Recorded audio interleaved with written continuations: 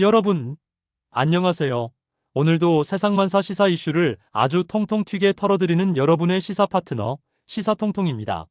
자, 여러분 오늘 기분 어떠세요? 저는 오늘 아침에 맛있는 김치찌개를 끓이려고 딱 준비했는데 세상에 냉장고를 열어보니 돼지고기가 사라진 거예요. 알고 보니 우리 집 강아지가 슬쩍. 그런데 말입니다. 지금 대한민국 검찰 개혁판에서도 이런 일이 벌어지고 있다는 사실 알고 계십니까? 국민들은 검찰 개혁이라는 명품 요리를 주문했는데 주방 안에서 누군가 고기를 빼돌리고 심지어 주방장은 알아서 잘 되겠지 하며 낮잠을 자고 있다면 이거 보통 일이 아니죠. 오늘은 임은정 검사가 쏘아 올린 작은 공, 아니 아주 묵직한 돌직구를 통해 우리 법무부와 검찰 내부에서 어떤 꼼수들이 판을 치고 있는지 낱낱이 파헤쳐 보겠습니다. 잠시 후면 여러분은 대한민국 시사고수가 되실 겁니다. 자, 첫 번째 키워드는 책임의 정치입니다. 말이 좀 어렵죠? 쉽게 말해서 내가 욕 좀 먹더라도 할 건 하겠다. 라는 배짱입니다. 우리가 수술을 할 때 의사가 어우, 칼 대면 피나는데 어쩌지? 흉터 남으면 어쩌지? 하고 걱정만 하다가 수술 안 하면 환자는 어떻게 됩니까? 죽습니다. 개혁도 똑같아요. 검찰의 수사권을 뺏고 기소권을 분리하면 처음엔 좀 혼란스러울 수 있습니다. 범죄자 잡는데 구멍이 생기는 거 아냐? 이런 걱정할 수 있죠.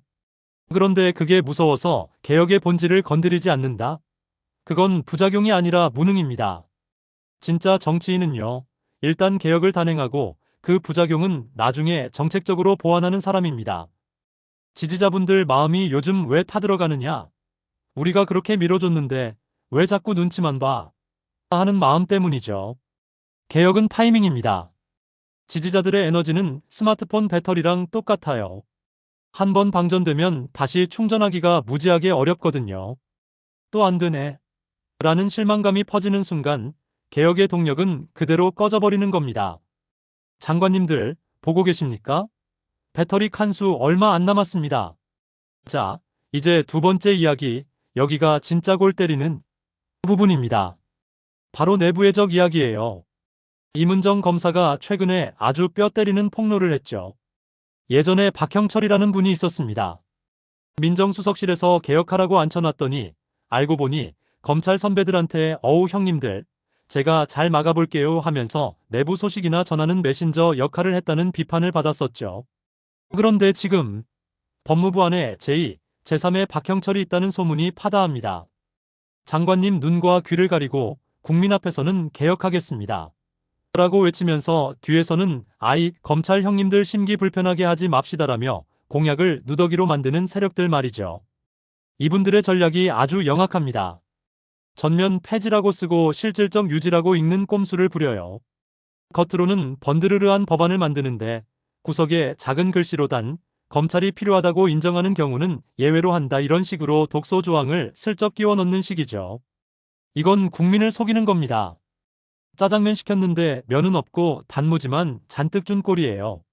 임은정 검사가 오죽 답답했으면 카톡까지 공개했겠습니까? 자, 여기서 대박 포인트 하나 짚고 가죠. 임은정 검사가 정성호 법무부 장관님께 간절하게 카톡을 보냈답니다. 장관님, 지금 내부에서 개혁을 방해하는 꼼수가 진행 중입니다. 제발 막아주세요. 라고요. 그런데 장관님 반응이 어땠느냐? 익십입니다. 아, 물론 확인은 하셨겠죠. 근데 답이 없어요. 그러다가 나중에 마약 사건 같은 실무 보고를 하니까 그제야 답장이 옵니다. 뭐라고 왔을까요? 저게 처리하시지요. 이 말, 공무원들 사이에서 아주 유명한 말입니다. 알아서 적당히 해라는 뜻이죠. 아니, 장관님. 개혁이라는 중차대한 일에 대해서는 묵묵부답이시다가 실무적인 일에만 알아서 해라고 하시면 어떡합니까? 이건 마치 전쟁터에서 장수가 적군이 몰려오는데 어떡할까요? 물었더니 밥은 먹었니? 밥 먹고 적당히 싸워라 하는 거랑 뭐가 달라요? 검찰은 무죄가 나와도 아무도 책임지지 않는 그들만의 리그를 고수하고 있는데 장관님이 이렇게 소극적으로 나오시면 개혁의 깃발은 누가 듭니까? 사랑하는 시사통통 시청자 여러분, 이제 결론을 내려보겠습니다. 검찰 개혁은 단순히 법 몇 줄 바꾸는 게 아닙니다. 이 나라의 권력이 누구로부터 나오느냐를 증명하는 싸움입니다. 내부에 배신자도 있고 야합하는 세력도 있겠죠. 하지만 우리가 여기서 지치면 저들이 이기는 겁니다. 거봐, 저러다 말겠지라고 비웃는 저 기득권 세력들에게 보여줘야 합니다. 우리는 눈 부릅뜨고 지켜보고 있다는 것을요. 인적 쇄신 해야 합니다. 장관님 주변에 눈 가리고 아웅하는 사람들 과감하게 쳐내야 합니다. 부작용이요? 수술하고 나서 약 먹고 관리하면 됩니다. 일단 암덩어리부터 도려내는 게 우선 아니겠습니까? 우리는 지치지 않습니다. 지지자들이 서로 다독이고 시사통통 같은 방송 보면서 공부하고 목소리를 내야 합니다. 그래야 정치가 우리를 두려워합니다. 오늘 이야기도 가슴이 뻥 뚫리셨나요? 통통 튀는 시사 비평, 오늘은 여기까지입니다. 여러분의 댓글 하나하나가 저에게는 큰 힘이 되고 개혁의 밑거름이 됩니다. 장관님, 이제 답장 좀 주세요. 라고 댓글 한 번씩 남겨주시는 센스 잊지 마시고요. 저는 내일 더 명랑하고 더 날카로운 소식으로 돌아오겠습니다. 정의가 통통 튀는 그날까지 시사통통은 멈추지 않습니다. 시청해주셔서 감사합니다. 여러분 모두 안녕. 검찰개혁에 대한 이야기 앞서서 사법부 이야기 짧게 좀 하고 검찰개혁으로 들어가겠습니다. 네. 국회가 아주 어렵게 사법개혁 3법을 통과를 시켰습니다. 이 엄청난 쾌거입니다. 그리고 어제 정부가 공포를 했습니다. 자, 3법 다시 한번 좀 보고 갈까요? 네.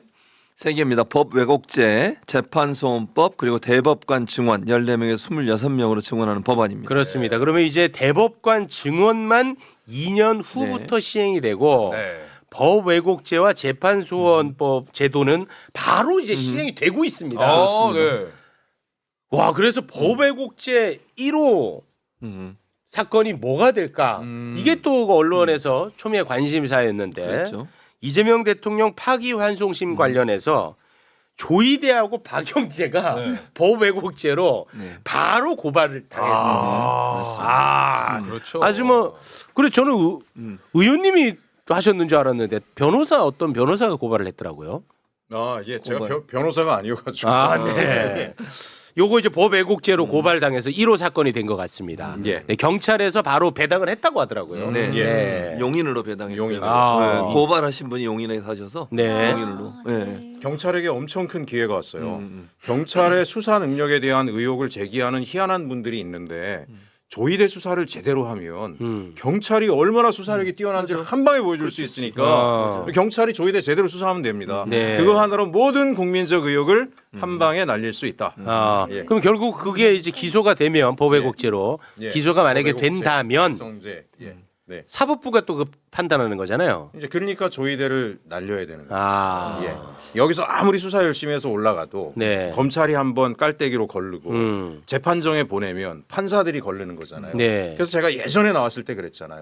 상투를 틀어줘야 사법부 검찰을 완전히 한다. 상투의 제일 끝자락에 조이대가 있습니다. 그래서 그 조이대를 쫓아내기 위해서 예. 지금 굉장히 전면에서 애쓰시는 것 같던데요. 그거 설명을 좀 부탁드리겠습니다. 아, 예. 어제 탄핵소추안 발의가 시작이 됐습니다.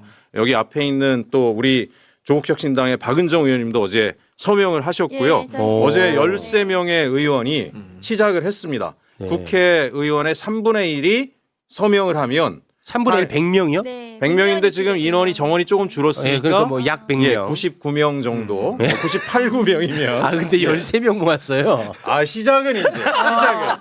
근데 제가 이제 개인적으로 물어보니까 네. 이게 똑같아요. 당연히 해야지. 복당 얘기하면 돌아서지만 여기는 서명을 할 것이다. 네. 현재 한 30여 명은 서명을 하겠다라고 아, 의사를 이미. 받았어요? 근데 이제 지금 당론이 민주당하고 조국혁신당이 자진 사퇴해라 이게 당론이잖아요. 네. 그래서 자진 사퇴하라는데 안 나가겠죠. 거기 네. 있어야 자기를 지키니까. 아닙니다. 저희는 아닌가요? 탄핵을 해야 된다는 입장이에요. 아, 네. 그래요. 예.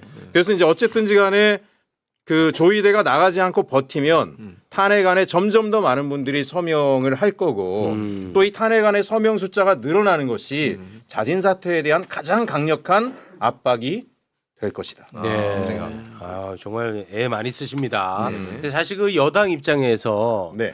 대한민국 대법원장을 탄핵시킨다는 거 정치적으로 굉장히 또 부담스러운 일이잖아요. 아, 그렇죠. 그래서 그 설득을 해내는 과정이 쉽지 않을 것 같은데. 예, 무소속이니까. 아, 무슨 예, 무소속이니까 눈에 뵈는 게 없기 때문에 요즘엔 눈에 뵈는 게 없을 뿐만 아니라 귀에 들리는 것도 없어요. 국민만 보고 갑니다. 아, 그럼요. 앞만 네. 보고. 예. 대단히 고맙습니다.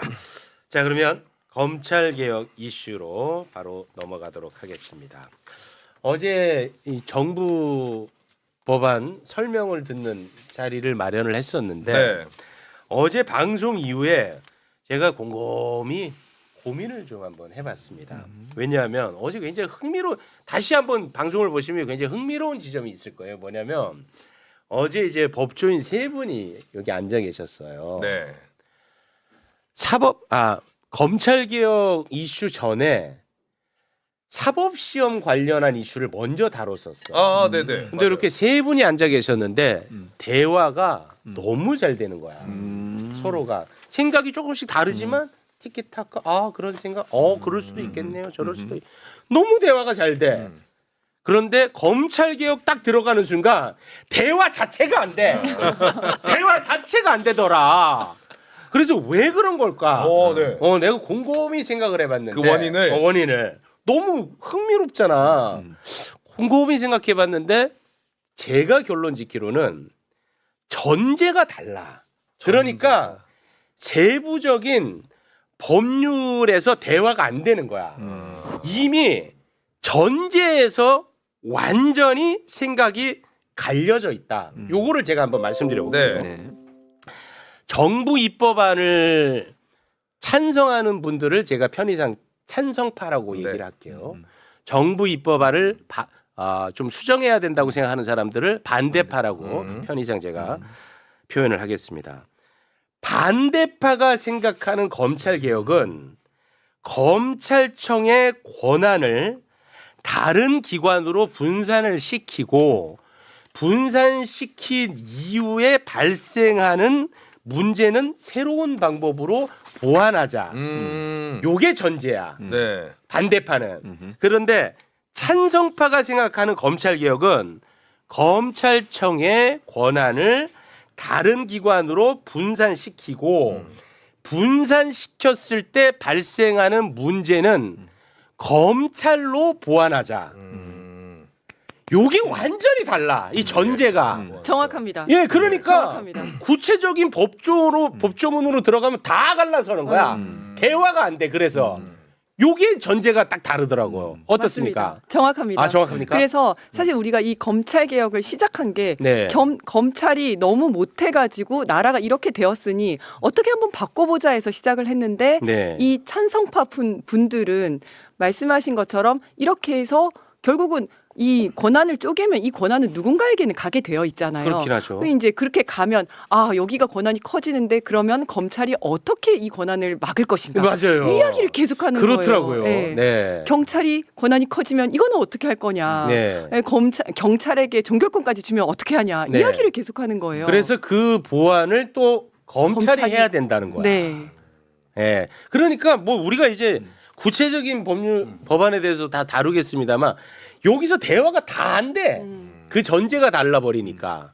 그거를 제가 어제 발견했어요. 맞습니다. 계속 얘기하다 보면 거기로 돌아갑니다. 계속 돌아가더라고 계속 거기서. 돌아갑니다. 예, 예. 어떻습니까 우리 교수님? 제 생각에. 세 분 얘기하세요. 아, 그래요? 전문가 그 세 분이 지점은 왔잖아. 체육 앵커께서 말씀하시는 게 정확하시거든요.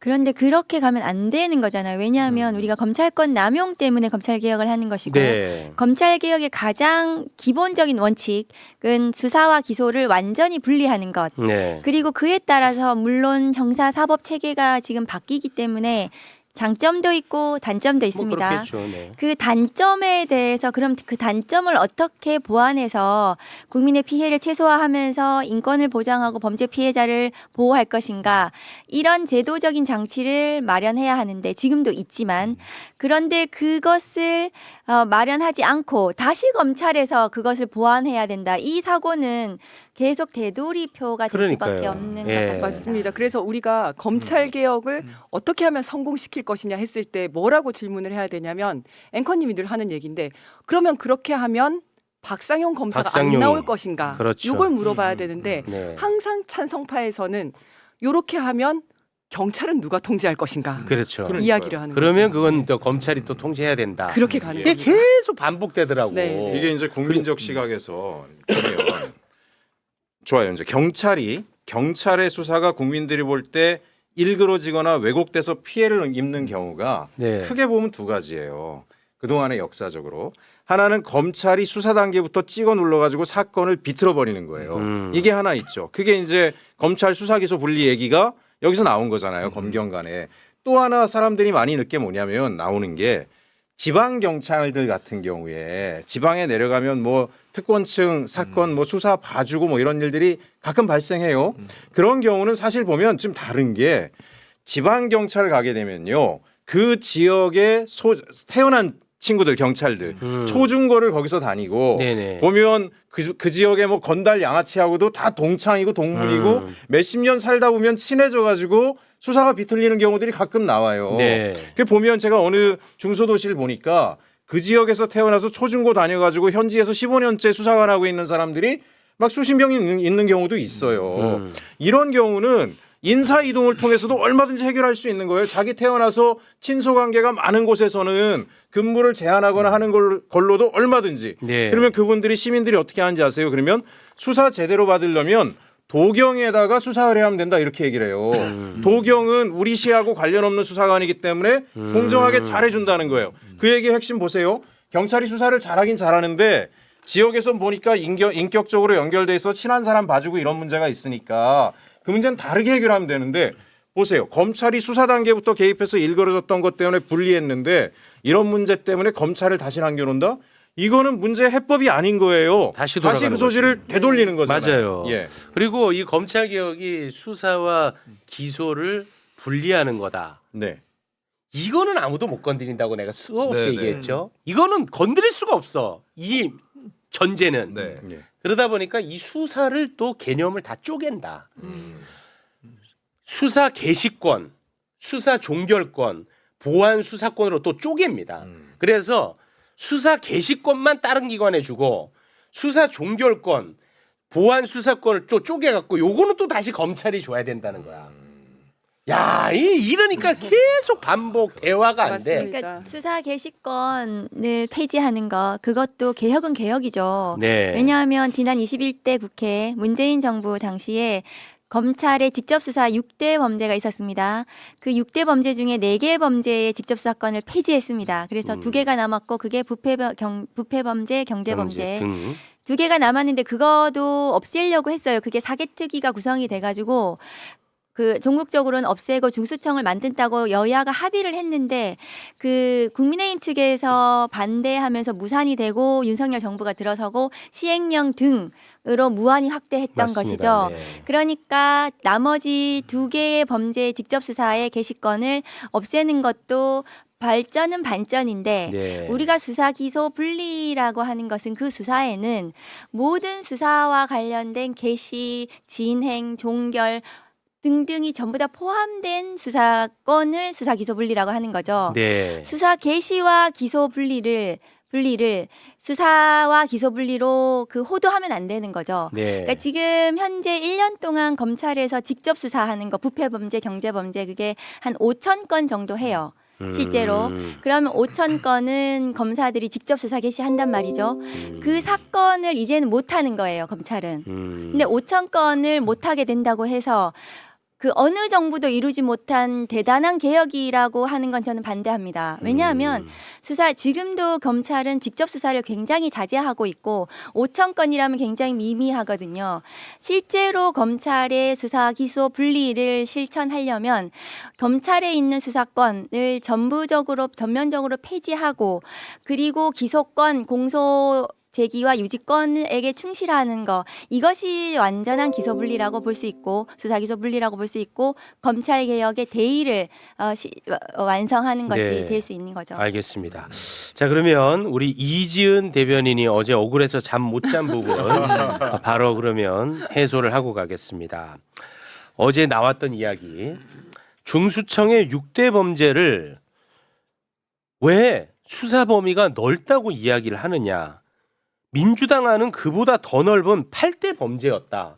그러니까 6대 범죄는 오히려 줄인 건데 왜 더 넓혔다고 그런 식으로 호도하느냐라는 이야기를 어제 법무부에서 이야기를 했는데요. 했었죠. 이것 때문에 억울해서 잠을 못 잤다는데 자 말씀하세요. 아니 근데 그 자리에서 제가 어제 아닙니다 4대 범죄입니다라고 얘기를 했는데 이제 그게 이제 이 자리에서 팩트 체크가 안 되고 넘어갔었거든요. 네. 근데 바로 가서 찾아봤더니 5대 범죄더라고요. 민주당 특위 안에서 5대 그러니까 둘 다 틀리긴 다 했는데 둘 다 틀리긴 아마 했는데 김용민 의원 안에 있었는지 모르겠는데 그게 범죄를 어떻게 할 것인가 그것은 국회에서 추후에 범죄 수사 대상 범죄에 대해서는 논의가 가능했던 거죠 사실은. 근데 이제 제가 첫 번째 그 자료를 보시면요. 일단 둘 다 틀렸습니다. 둘 다 틀렸습니다. 네. 네, 둘 다 틀렸고요. 근데 이제 여기 보면 이게 민주당 특위안, 최종 특위안인데요. 부패, 경제, 내란, 외환 이렇게 4개고요. 그리고 수사 공소 업무에 종사하는 공무원 중 대통령령으로 이렇게 정하는 범위거든요.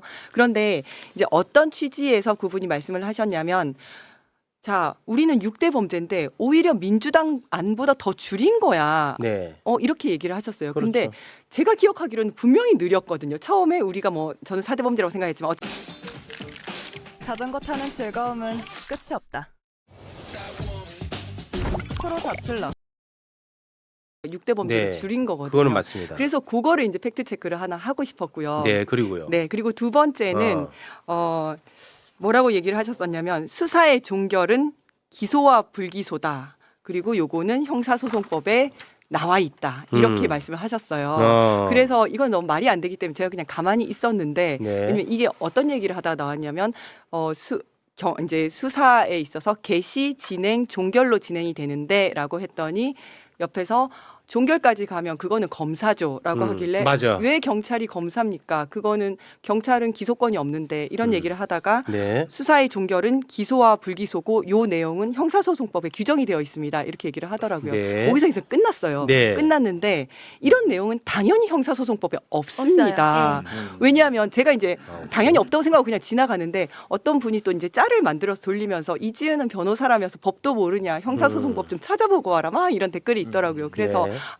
요거를 팩트 체크를 해야 되겠다 싶어서 제가 제가 이제 2번 PPT를 보시면요. 잠 못 잤습니다, 여러분. 이것 때문에 억울해서. 왜냐하면 저거는 누가 하는 얘기냐면 검사들이 항상 하던 얘기거든요. 맞아요. 네, 저기 맞습니다. 형사소송법에서 그 컨트롤 F를 해서 찾아보면 수사의 종결 0이라고 나오죠. 수사의 종결이라는 표현 자체가 없습니다. 네.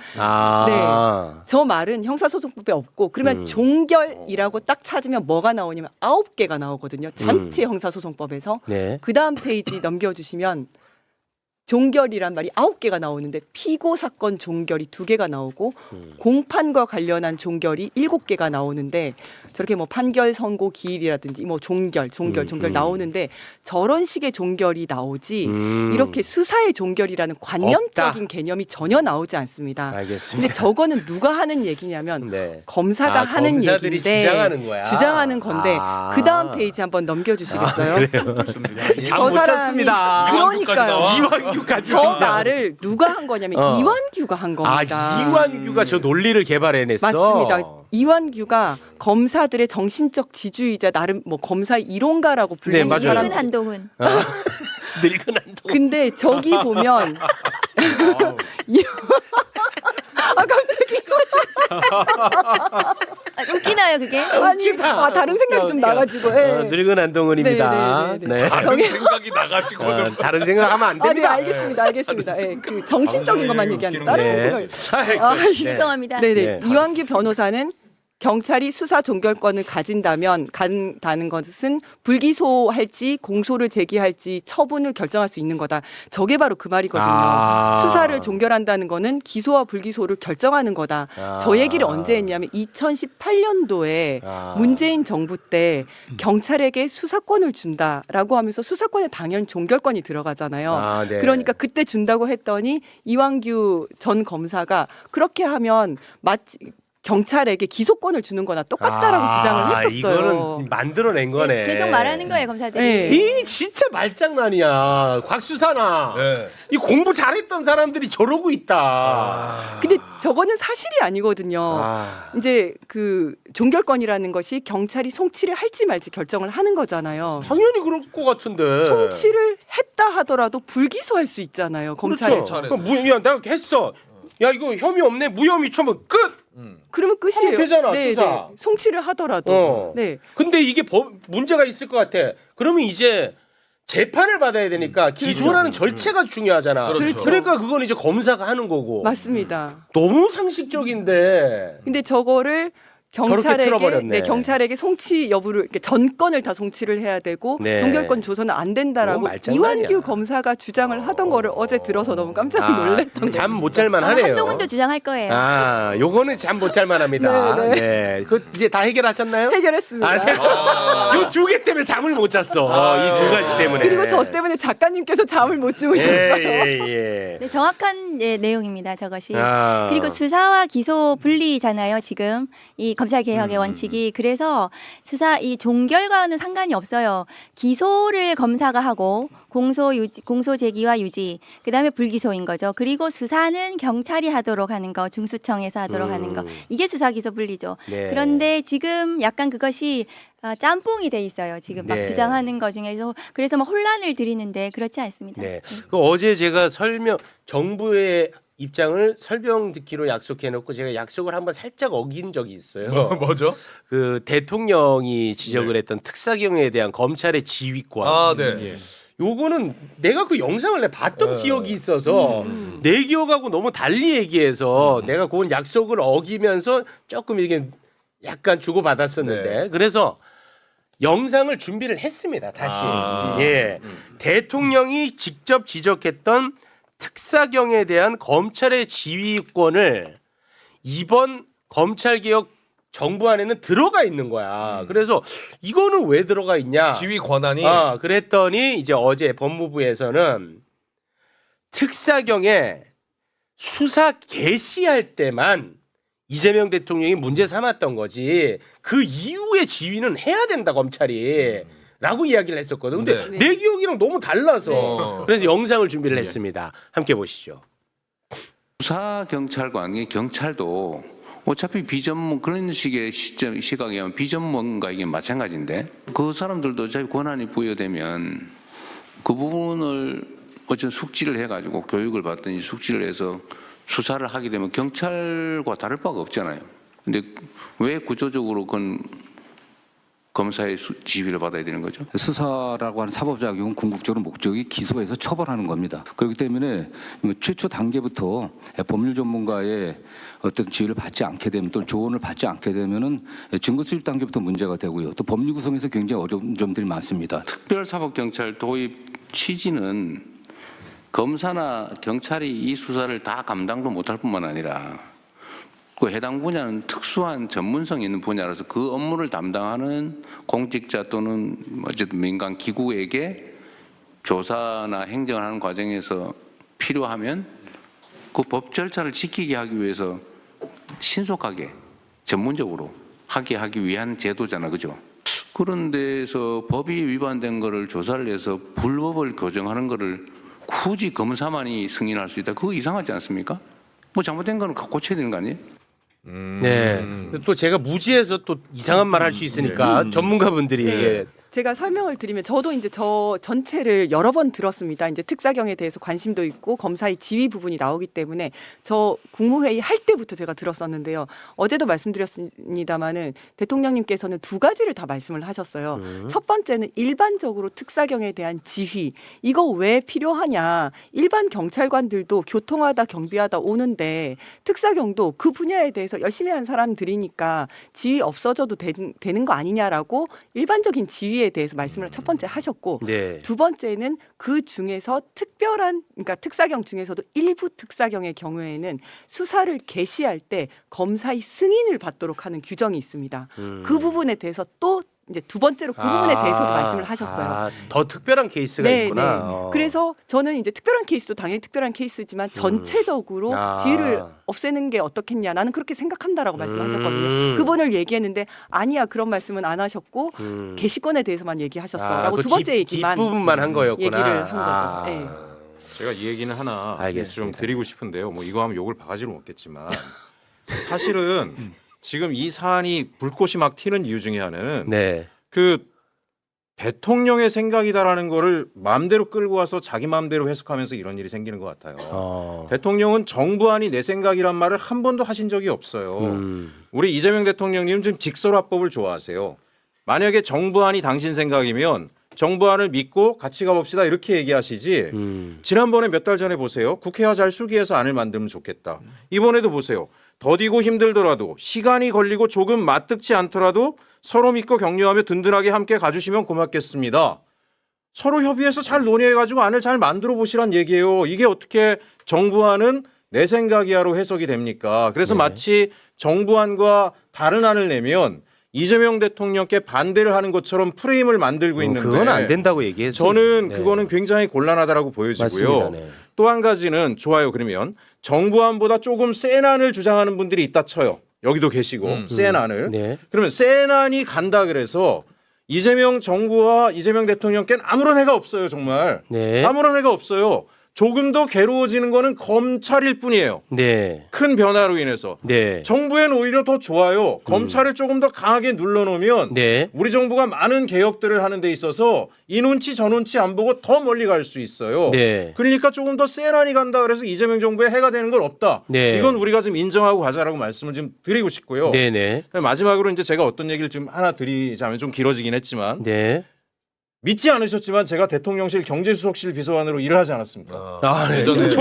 믿지 않으시죠? 나는 길거리에서 싸우니까 국회의원 하신 줄 알았어요. 아, 그거 제가 사과드립니다. 사과. 스마트하잖아요. 뭔가 네. 반짝반짝하는 게. 그 사과 드립니다, 제가. 아, 예. 네. 경제수석실에서 비서관 일할 때 있잖아요. 예, 맞아요. 대통령님 공약이 있어요. 국민과 약속한 거. 그걸 정책으로 만들잖아요.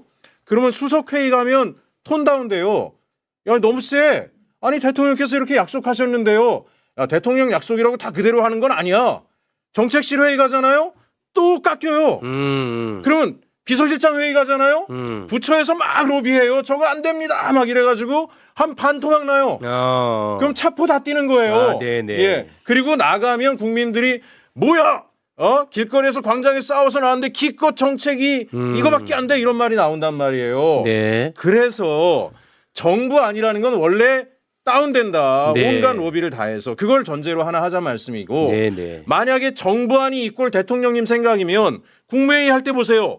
장관들 맨날 의도 터지잖아요. 장관들이 보고하는 게 정부안이에요. 네. 정부가 다 해서 대통령님 정부가 이렇게 가겠습니다 했는데 대통령이 그게 뭐야 그러고 혼나잖아요.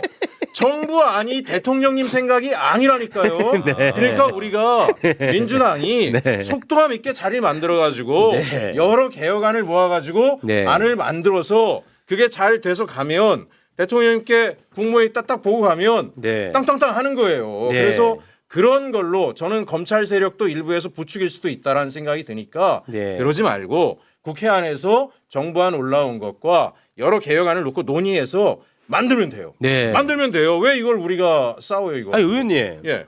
제가 볼 때는 너무 상식적인 말씀인데 왜 욕을 먹을 거라고 존재하세요? 아니 이 말을 어디 가서 했더니 막 댓글이 수백 아니, 개가 상식적이죠. 진짜요? 아니, 그러니까 제가 예를 들어 100번 양보해서 대통령이 국무회의에서 예.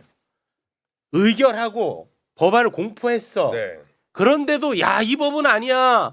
라고 하면 100번 양보해서 그거는 예. 조금 그 대통령을 불편하게 하는 거겠죠. 예. 지금은 대통령도 검찰 개혁이 나는 너무 제일 어렵다고 생각한다고 고백을 했었잖아요. 예. 예. 같이 토론하는 게 이게 민주주의지 왜 욕 먹는다고 얘기하는 거예요? 그러니까 그리고 욕도 제일 심한 욕을 하세요. 제 이상하시네. 복당시키지 마라. 수백 개가 달려요. 제일 심한 그게 심한 민주당에 욕이야. 절대 그게 들어오면 안 문제. 된다. 그게 심한 욕이야. 가장 뼈 아픈. 뼈 아픈. 뼈 아픕니다. 예. 코뿔소 다리에 힘 빠지게. 일단 그 특사경 관련해서는 그러니까 지금 이제 현재 그 검찰 개혁 정부안 가장 큰 지금 우려하는 부분은 뭐냐 하면 수사 기소를 분리한다고 했는데 공소청의 검사가 수사에 개입할 수 있는 여지를 둔 거 아니야? 맞아요. 그거예요. 예. 그래서 또 공소청 검사가 수사할까봐 맞아요. 수사에 이래라 저래라 해서 정치 수사, 선택적 수사 할까봐 네. 그 문제거든요. 특사경도 거기서 바라보시면 돼요. 네. 그래서 공소청 검사가 특사경을 지휘하면서 수사에 처음부터 막 뭐 수사해라, 누구 영장 치라, 누구 더 수사로 추가 입건해라, 막 이런 걸 특사경하고 한 몸이 되어서 주가 조작 같은 거 하게 되면은 김건희 같은 경우에 또 불기소 해주는 또 네. 그런 식으로 왜곡된 수사를 검사가 개입할까봐 그래서 민주당은 특사경 지휘를 뺐고요. 조국혁신당은 그래도 특사경에 대한 지휘는 좀 있어야 되는 거 아니냐 하면서 이제 들어갔는데 저는 지금 이제 국민들 우려가 수사에 어쨌든 검사는 좀 개입하지 마. 이런 우려가 크시기 때문에 저는 민주당 안도 굉장히 합리적이고 그래서 지금 문제 제기하는 것들이 좀 논의를 해야 된다고 생각을 하거든요. 네. 제가 가봐야 돼서 예. 가기 전에 요거 하나만 하고 가세요. 또 특사경. 끙끙 앓으시니까. 아니에요. 이제 나머지는 우리 의원님이 다 말씀해 네, 주실 저희도 거고요. 마무리 지어야 됩니다. 네, 네. 그 특사경과 관련해서 하나만 더 말씀을 드리면 어저께 얘기를 할 때 수사 개시에 대해서만 말씀을 하셨는데 대통령님께서는 제가 보고서를 못 봐서 그렇게 얘기하는 거다 이렇게 말씀을 하시더라고요. 아, 예, 법무부에서. 네, 근데 이제 KTV에서 딱 지나가면서 보고서를 찍어줬어요. 근데 저기 보면 그 수사 개시에 대한 지휘권 이야기가 아닙니다. 아. 그냥 일반적인 지휘권에 대한 이야기를 했고 네. 실제로 말씀하시는 것도 네, 네. 일반적인 지휘권에 대한 말씀을 하셨다. 예, 맞습니다. 진짜 못 주무셨나 보네요. 아이, 그거 다 털었는데 또. 법 가겠습니다. 전문상으로는 전체 지휘로 되어 있는 거 예, 맞습니다. 맞아요. 가겠습니다. 예. 저도 그 영상 본 기억이 있어서 제가 어제 약속을 어기고 약간 좀 개입을 했던 거였는데 그것 때문에 억울해서 잠을 못 잤고요. 일단은 우리 이지은 대변인님은 슬쩍 이제 할 거 다 하셨으니까 숙면 취하소서. 네, 안녕히 주무세요. 네, 고맙습니다. 자, 그런데 핵심은 이번에 공소청법, 중수청법이 통과가 되더라도 결국 또 남아 있는 건 형사소송법이에요. 맞습니다. 그게 제일 중요해요. 예, 형사소송법 제 196조에 검사의 수사권에 대해서 다 써놔 있거든. 요거를 정리 안 하면 이 두 법이 통과가 되더라도 검사에는 수사권이 남아 있는 거예요. 그 형사소송법이 그대로 있으니까. 그렇습니다. 형사소송법 196조 소개 좀 부탁드리겠습니다. 자, 검사는 범죄 혐의가 있다고 사료하는 때에는 범인, 범죄 사실과 증거를 수사한다. 수사한다 돼 저게 있죠. 수사 개시권이죠. 직접 수사 개시권. 네. 검사는 법률에 따라 사법경찰관으로부터 송치받은 사건에 관하여는 해당 사건과 동일성을 해치지 아니하는 범위 내에서 수사할 수 있다. 저게 보안 수사, 자기들이 보안 요게 수사라고 이제 그 얘기하는 유명한 보안 사건이죠. 수사권. 네. 요렇게 그러네. 있어. 수사한다, 수사할 근데 수 저게 있다가 공소청법 4조 9호에 기타 법령에 따라서 검사의 직무 권한이 공소청법에 들어 있어요. 기타 법령의 법은 형사소송법이잖아요. 네. 저거를 삭제하거나 개정하지 않으면 공소청법이 이번에 통과하면 형사소송법이 거기에 들어 적용되기 때문에 그대로 수사권이 남는 거죠. 그렇습니다. 그러니까 저 부분이 정리가 돼야 된다. 형사소송법이 같이 심사가 돼야지 공소청법이 반쪽짜리 법이 되지 않는다. 네. 그 말씀을 계속 드리는 거예요. 그렇습니다. 저희는. 네. 그래서 뭐 예를 들어서 이 형사소송법 196조에 검사는 수사 영원히 못해 손 떼. 꿈도 꾸지 마. 근처에도 있지 마. 이렇게 써놔. 그러면은 지금 좀 우려가 되고 있는 뭐 예를 들어서 중수청에 대한 공소청의 어떤 뭐 사실상 지휘권 이런 것들도 조금 우려가 불식이 되는 거죠. 그렇죠. 예. 왜냐하면은 그러니까 근데 중수청법에 제가 1번 조 슬라이드 그거 PPT를 좀 올려주시면 공소청 검사가 중수청의 수사 사실상의 수사 지휘 그러니까 수사 개시 통보 네. 수사를 시작하면은 공소청 검사에게 통보라고 통보해야 되어 있지만 돼. 저거는 보고로 볼 수 있죠. 수사 사항을 통보하고 상호 의견을 제시한다고 하지만 저 의견 제시는 우월적 지위에 있는 검사 기소권과 영장 청구권을 가진 검사가 의견을 제시하면 그것은 따르게 될 수밖에 없죠. 그다음에 뭐 더 입건해 뭐 더 추가 인지해 하면 입건 요청을 하는 경우 저게 이제 사실상의 수사 지휘권이라서 중수청법 45조에 규정되어 있습니다. 그래서 지금 중수청법의 독소 조항이 뭐냐 하면 공소청 검사가 저렇게 중수청 수사관을 지휘할 수 있는 저 구조는 수사에 개입할 수 있는 구조다. 그리고 중수청의 수사 개시하는 모든 것 중에 중수청이 다른 수사기관, 그러니까 국수본이라든가 공수처라든가 다른 수사기관에 있는 그 중대범죄 수사를 개시하는 걸 통보를 전부 다 BTS 컴백 라이브 아리랑 3월 21일 오직 넷플릭스.